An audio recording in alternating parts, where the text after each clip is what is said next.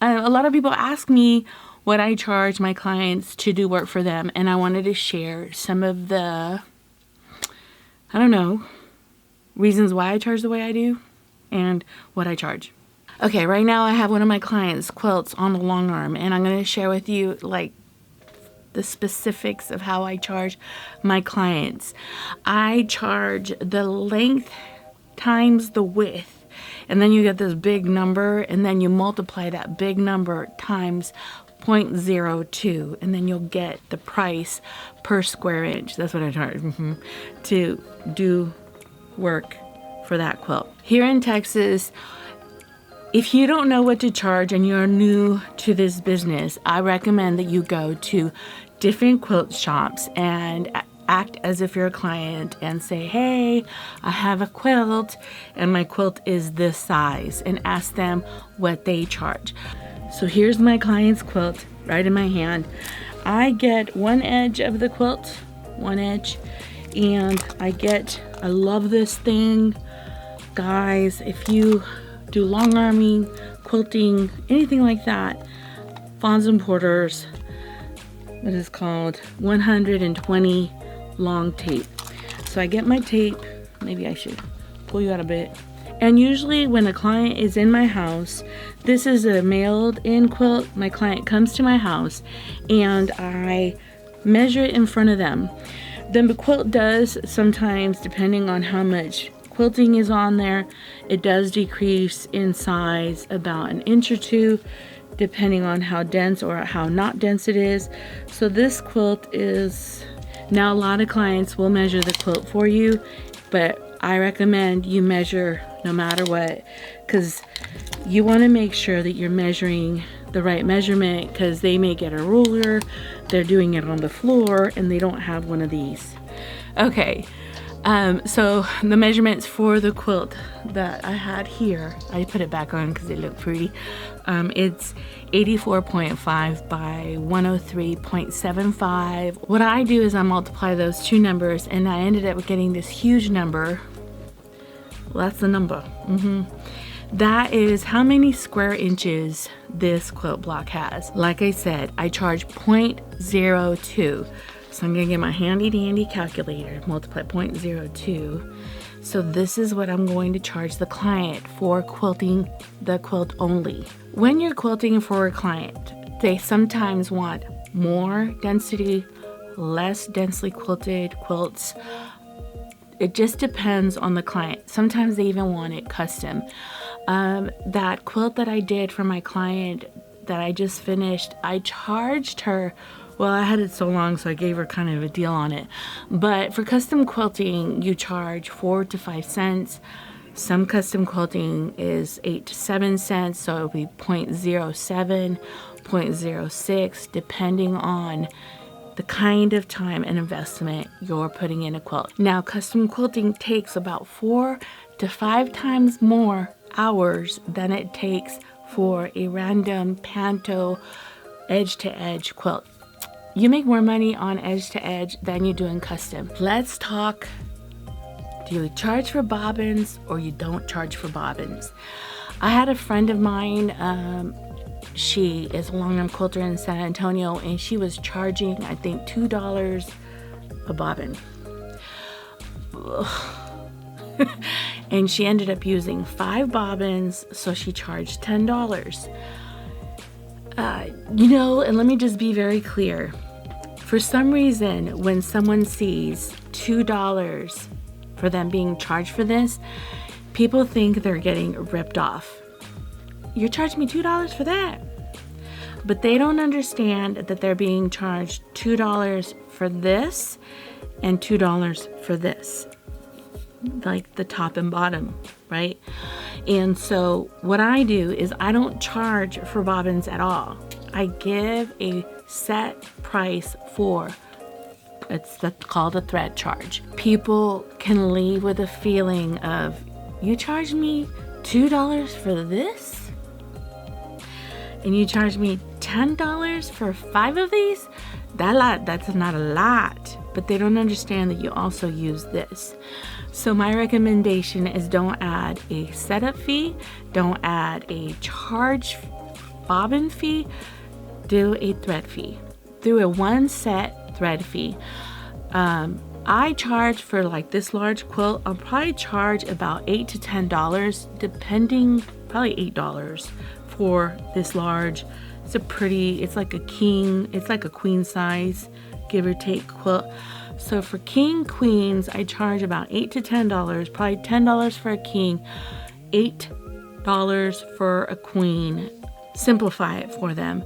You make it too complicated, they think they're getting screwed. They're not coming back to you. Don't be overcharging on thread. I literally know a company that got shut down here in San Antonio because she was being a jerk about the thread. She was kind of hiking it up to like $14, $12. It's just thread. I paid $14 for it. I really personally just want my money back for it. But the blessing is I do make money off of it. Also too, I let my clients bring me thread. I know some companies don't, or some my long arm only likes this thread. And I get it. Tension's a pain. Your machine is finicky. I get it. But you know what? A lady brought me a thread from Connections Thread, and it was the best. My machine loved that thread. Essentials thread. She gave me the little tiny spool because she couldn't afford it, and I love this client. She's come to me for a lot of years. She wanted to save the $8. I'd rather have the client come to me and bring me her quilt, and if she wants to use her thread and my machine likes it, I'm willing to try. If my machine hates it and the quilting looks bad, then I'll confront the quilter, or I'll confront the client and say, the thread was kind of not working, but you know what? I'll give you a deal on this other thread that I know will work. Because I was flexible, that client ended up bringing me about 7 people to my house who brought me each 3 quilts. Really, I ended up making probably $150 per quilt. Was the thread worth the fight? I have a lot of clients who ask me to provide for batting, and I used to use a roll of batting, but then I had to figure out how much I spent on the batting. I usually got it on wholesale. It was just the thing. So now I buy batting in bags. So my client, this quilt is the queen size quilt. I'll buy a bag of batting that's queen size, trying to find coupons at Hobby Lobby, Joann's, and use them and try to get as much as I can off for the client. So I'll get a 50% off coupon, or I'll get 40% off. And whatever I paid for the batting, I add about $5 to $6 onto that number because I use my gas to go there, I use my time, and I'm doing kind of a service for the client. But I try to be as fair as I possibly can with batting. So for this quilt right here, I'm charging my client to quilt it $175.34. I'm charging her $8. It's a thread fee. And then I'm also charging her, I found the batting probably for $40 something, $47. I used a coupon, and then I'm charging her $27 for the batting. So it comes out to, with tax and everything, $227.69 for me to quilt that quilt. Now, sometimes a client will ask you for a specific design. I don't charge them if I buy designs. It's going into my design library. I feel like that's my responsibility. If a client brings me the thread, that gives them no thread fee. I work with my clients as much as I can because this is an expensive journey. Also, too, this client brought me several quilts. So what I'll do is I'll give her incentives by giving her the batting for free. I used to give a whole quilt for free. What I wanted to say about this, when you're charging a client, you want a relationship with the client.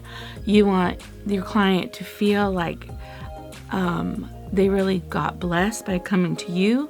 They really got a good deal. But also, too, You have to feel comfortable with how you price for your clients, and you have to understand that this is labor, this is work. But let me just tell you clearly, when a client feels like they're getting ripped off, they'll talk to 10 people. That company that charged me $14 for that one, I was like, man, you're screwing me. I never went back. Because it's just thread, man. One spool, and I know she got a wholesale, was $14. People know when you're taking advantage of them.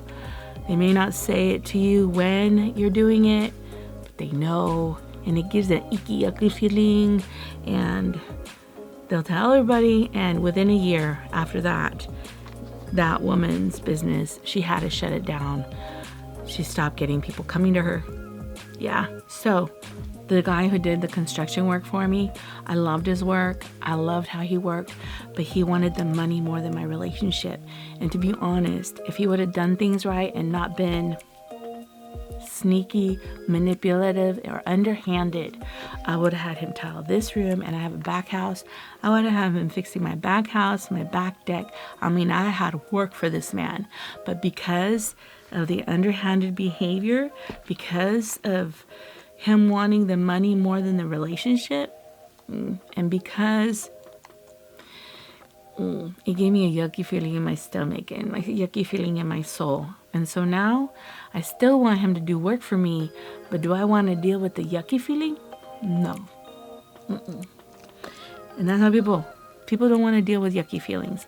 They want to leave your presence blessed, or at least comfortable and satisfied that they're okay with whatever price you gave them. I really do thank you for watching, and New Year.